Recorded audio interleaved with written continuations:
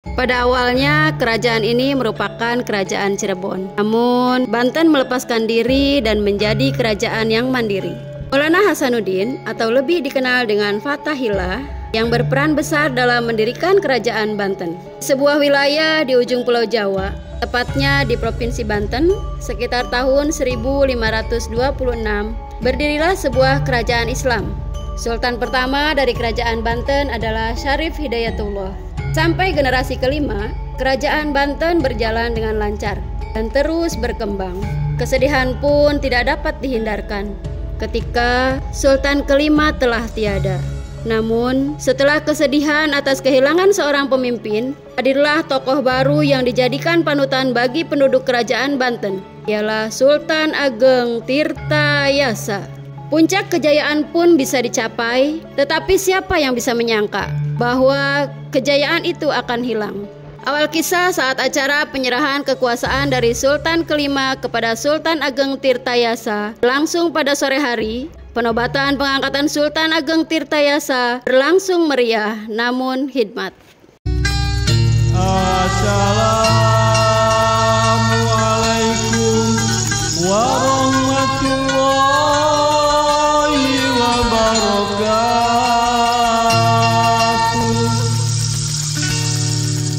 Assalamualaikum warahmatullahi wabarakatuh.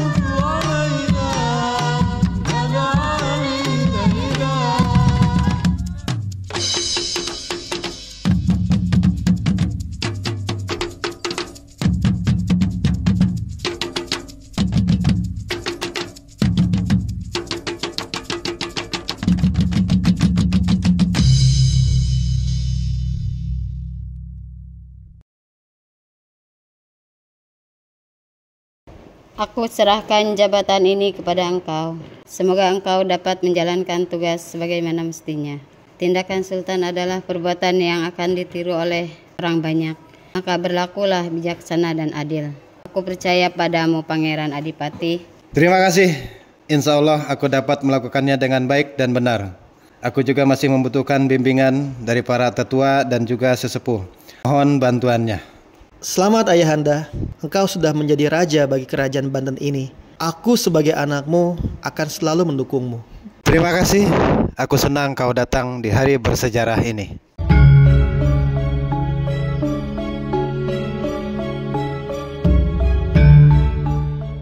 Kapan kau datang?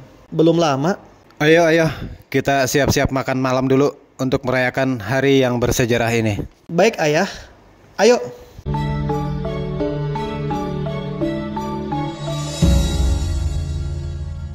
Sudah berbulan-bulan sejak hari penobatan itu, Sultan Ageng melakukan tugas-tugasnya, seperti membuat irigasi, memperhatikan kesejahteraan rakyat, menemukan solusi untuk mengatasi permasalahan sosial, dan tugas lainnya dengan baik. Kerajaan Banten pun berkembang pesat karena kelihayan Sultan Ageng dalam mengelola kerajaan. Dan oleh sebab itu, Belanda mulai datang dan memata-matai keluarga Sultan dan lingkungan kerajaannya. Wilma, benar sekali apa yang dikatakan oleh Jenderal. Banten is a strategis. Tanahnya sangat subur dan akan menguntungkan kita, serta bisa menguasainya. But, kita tidak mungkin langsung menyerang kerajaan Sultan. Value information saja. Kerajaan Banten memiliki raja yang bijaksana dalam mengambil keputusan dan angkatan perang yang sangat kuat. Kita akan memata-matai keluarga Sultan, and then kita harus bisa menghancurkannya. Kamu masih tidak yakin dengan kemampuanku? Oke, darling, I believe in you. Wilma, aku punya ide bagus untuk memulai penyerangan. Bagaimana kalau kita memulai dengan cara halus terlebih dahulu, seperti bernegosiasi? Kita mengiming-imingi si Sultan tua itu dengan keuntungan yang berlimpah. Pasti mereka tergiur. Kau kira Sultan yang kita hadapi ini seseorang yang bisa diperalat dengan mudah? No, it's so hard. Tenang saja, saat ini kan daerah selatan sedang kekurangan pangan. Kita bisa melakukan kerjasama dengan tujuan memenuhi kebutuhan pangan mereka. You are right. Kita lakukan sekarang juga. Setelah itu, Wisep dan istrinya bergegas pergi ke istana Surosoan. Tak lama di perjalanan, tibalah mereka di istana Surosoan dan menemui Sultan. Usir mereka.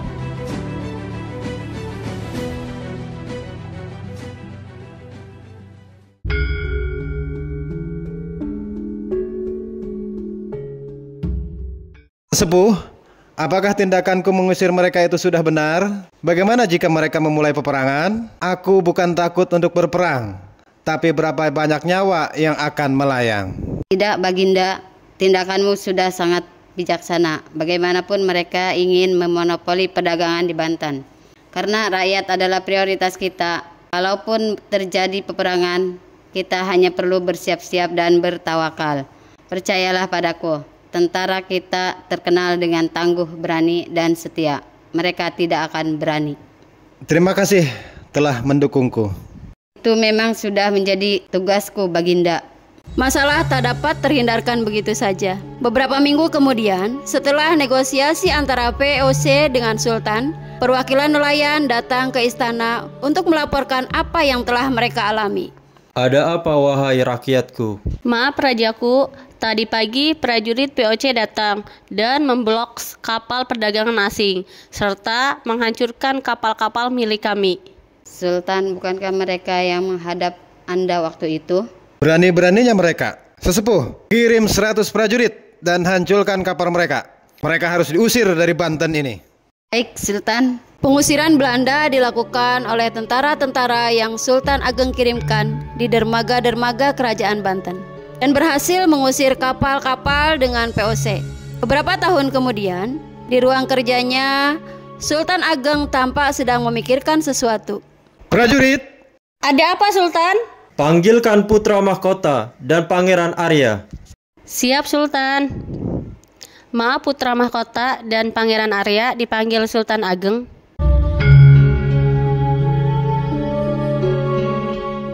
Duduklah. kalian sudah cukup dewasa. Aku ingin kalian membantuku untuk menjalankan pemerintahan dan juga tugas-tugas. Kau, Sultan Haji, selaku putra mahkota, maka aku akan memberikanmu tugas untuk menjaga kesejahteraan rakyat Banten. Tapi ayah, Ayah yakin kamu pasti bisa. baiklah. Akhirnya, Terima kasih ayah, aku akan melakukannya dengan sebaik mungkin. Dan kau, Arya Purbaya, aku ingin kau menjaga kedamaian rakyat Banten serta mengambil alih keamanan di kerajaan Banten ini. baiklah ayah, aku akan melakukan tugas dengan baik.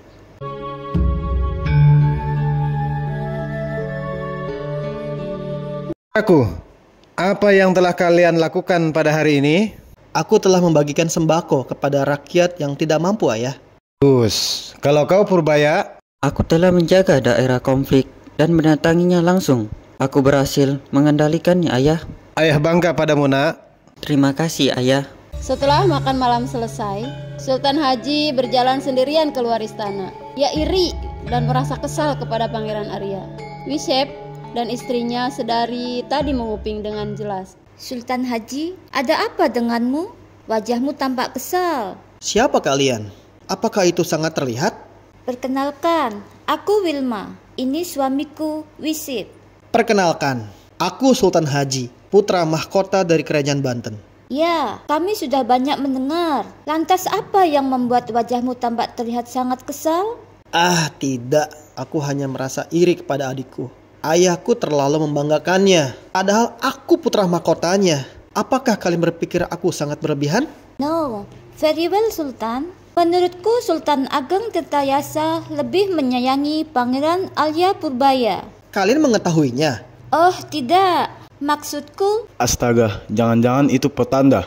Pertanda apa? Apa maksudmu, Chief? Kalau aku merasa kemarin kau adalah putra mahkota, tapi tahta bisa saja turun kepada adikmu. Aku kemarin melihat mereka bicara khusus tanpa sepengetahuanmu. Benarkah?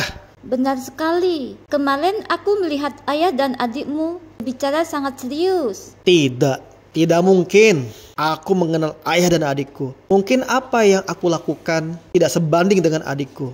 Sepertinya jika aku menjadi lebih baik, ayah akan memujiku juga. Tentang pembicaraan itu, entahlah.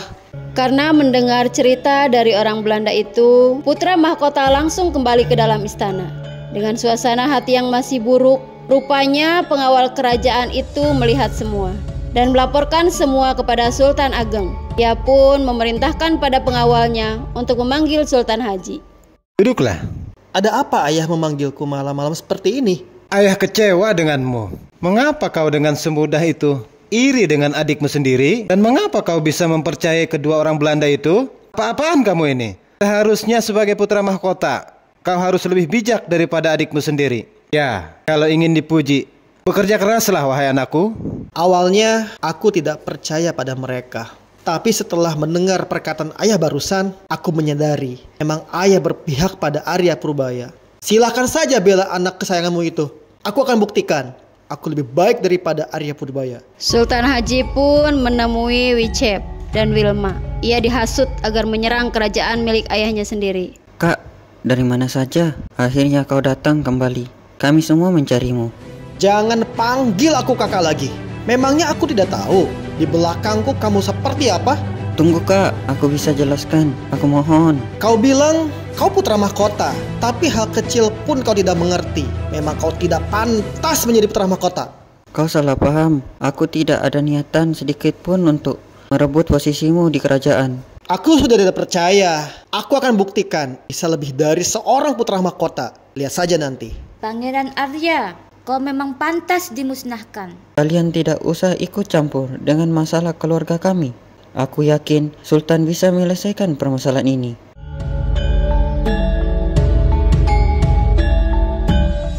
Ada apa kalian mencariku? Pergi sana. Memangnya dengan kalian berhasil menghasut putraku Sultan Haji, kalian sudah bisa menduduki kesultanan ini? Kekuasaan tertinggi masih ada di tanganku. Ayah, larilah. Tapi, baiklah, demi rakyatku. Apa-apaan Sultan melakukan itu? Ikan, seorang putra mahkota bukan seperti ini cara membuktikannya. Ayah, minggirlah.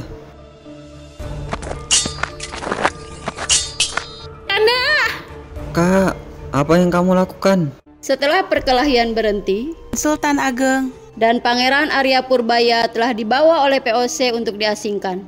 Sultan Ageng wafat pada tahun 1962 di pengasingan. Akhirnya Kesultanan Banten pun jatuh ke tangan POC. Sejak saat itu, rakyat Banten benar-benar mengalami penyiksaan yang sangat berat.